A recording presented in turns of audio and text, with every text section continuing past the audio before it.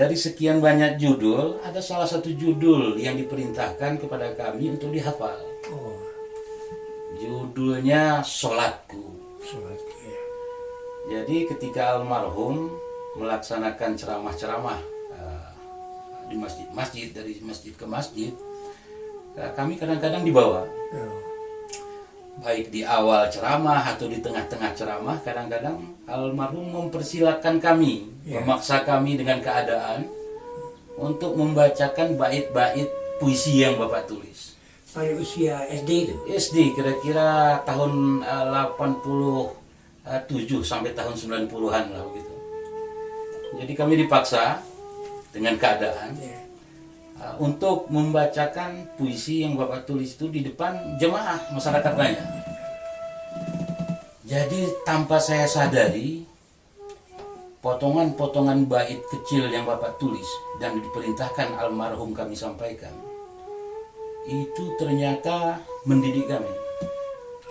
Alhamdulillah saat ini ketika kami pribadi berbicara kepada masyarakat, kepada jemaah dan lain sebagainya yang pendengar, rasa percaya diri itu sudah dilatih ternyata Sejak kecil ya. sejak kecil. Salah satunya dengan puisi yang Bapak tulis itu.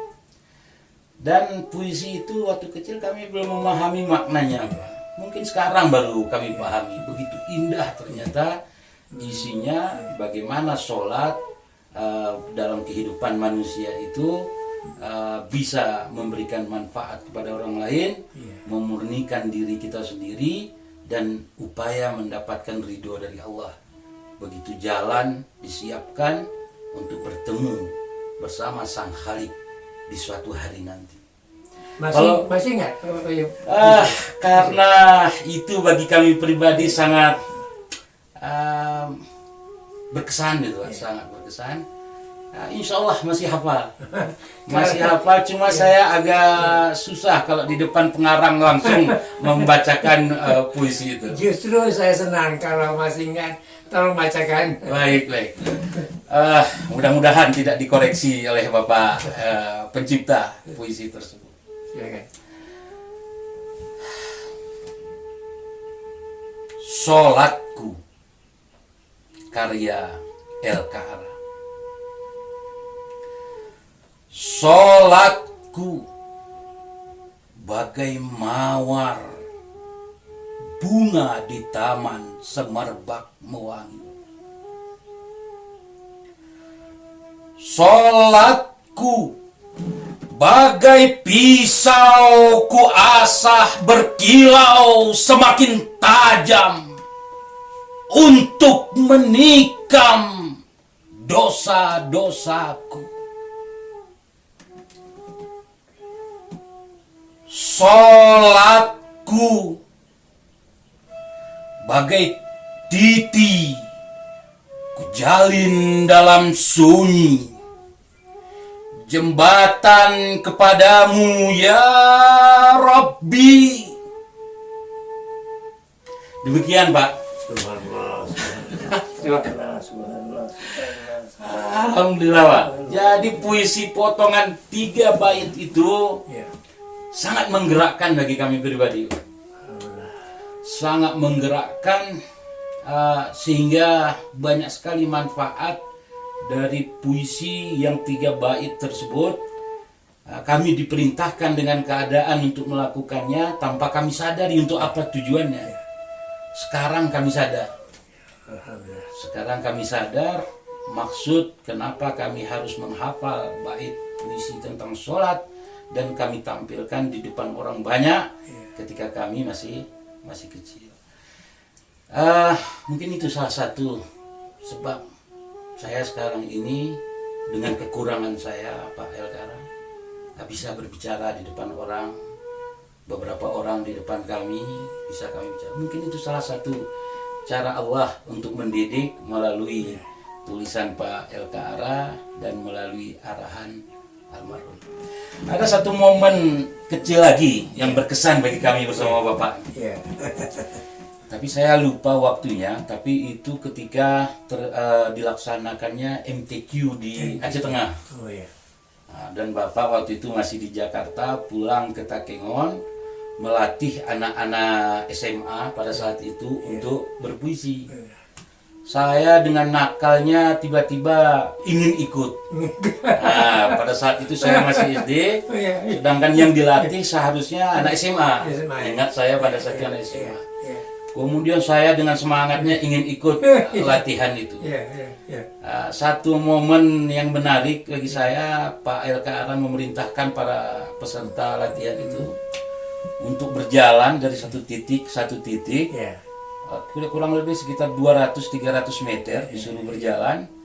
Tetapi instruksi dari Pak LK Ara, coba kalian ekspresikan seolah-olah kalian berjalan di tengah terik matahari, tidak pernah minum air selama 1 hari, dan kalian ingin mencapai titik itu.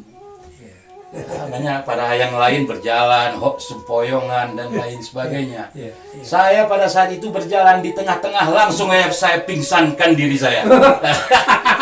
Akhirnya digotong, diangkat sama orang. Karena saya bayangkan di tengah terik padang pasir, jam terik matahari, 1 hari kita tidak minum.